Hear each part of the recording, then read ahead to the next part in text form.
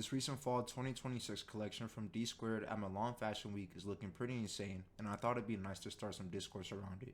What was fire, funny online comments, and give a brief overview of the brand for anyone who's having their first interaction with them. So, what is Dsquared? Twin brothers Dean and Dan Caton, born December 19, 1964 in Canada, moved to Italy in 1995 to open their fusion luxury ready-to-wear line Dsquared. Under the motto Born in Canada, Made in Italy, they've stayed true to it by never forgetting the roots of inspiration for design, but sticking to Italian clothing production, licensing deals with Italian eyewear brands and fragrance brands, Euroitalia, Marolino, Esafilo, and ICR to name a few. The collection was heavily ski and snow culture inspired, which makes sense for both the brand and the current space. Following some new Canadian hockey show on the block that I haven't checked out called Heated Rivalry, it seems like reality Manuel has hit the West and the lead actor William Hudson as their opening look. Alongside the Winter Olympics in Milan that are coming up February 6th, to me it seems like it was the perfect storm brewing for them and they decided to seize the moment. I can't remember the last time people were really raving about hockey in any sense, and to have Milan Fashion Week nearly 2 weeks away from the Winter Olympics is just an insane alley-oop from God for any outerwear or snow culture inspired brand. I wanted to see what people were saying about the collection online and report it back to you before giving any of my thoughts. First being the tweet thread under Complex covering the shoes this season. We're generally seeing positive reactions. I like the comment about things in stores being stale, alluding to clothing like this being exciting to see in person.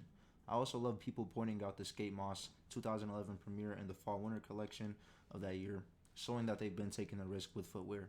The funniest comment being the fatherless ski comment.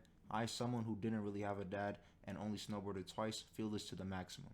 I went over to Reddit to see what people were talking about over there, and it seemed positive as well, with this other funny comment about it looking like a ski party aftermath. Now, I personally have a lot of good things to say about this collection. First, I want to point out its extremely fun styling and shape creation throughout the collection. Am I allowed to say that some of it reminded me of Balenciaga, but in a good way? It also didn't feel so disconnected from the public, which is usually something that I'd seen in high fashion. I know that the industry as a whole is shifting towards this more cultural approach. We can see it through Anderson's Dior and the rise of luxury is dying ideology. I honestly expect most houses to fall flat on their face when it comes to cultural space curation, because it takes one to not only be in the know, but also be proud to represent the people from normalcy like TV shows and sports to serious topics in the average person's life. I see a collection like this and get pretty happy because to pay this much attention to things that regular people interact with and create quite the spectacle shows some type of grounded air in the design team, although it could be an entirely logistic approach that just feels friendly.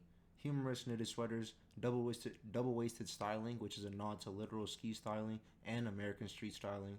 Also these shiny patent jeans that look like something that just go crazy in the streets, I'm not gonna lie. The D-squared all over DTF print onesie is crazy hard to me. It reminds me of the SSX snowboard games in the arcade and of the Supreme Moto long sleeve that were stupid big when I was younger. All of these on the screen are my favorite looks from the runway. Very wearable, with some of these stylings getting kinda extreme, but I think the public still has room for that type of ready to wear, especially after Denver's leave from Balenci and the continuous rise of quiet luxury brands. There needs to be a balance in the universe. Peace, some may say. But what did you guys think of the collection? Does it feel immersive? Was it an interesting watch for you all? If you have anything to say, leave it in the comment section below. I'd love to start some conversations around Fashion Week as a whole. This is Aaron's Maison, and I'll be back tomorrow night with more fashion or underground content. Thank you, and don't forget to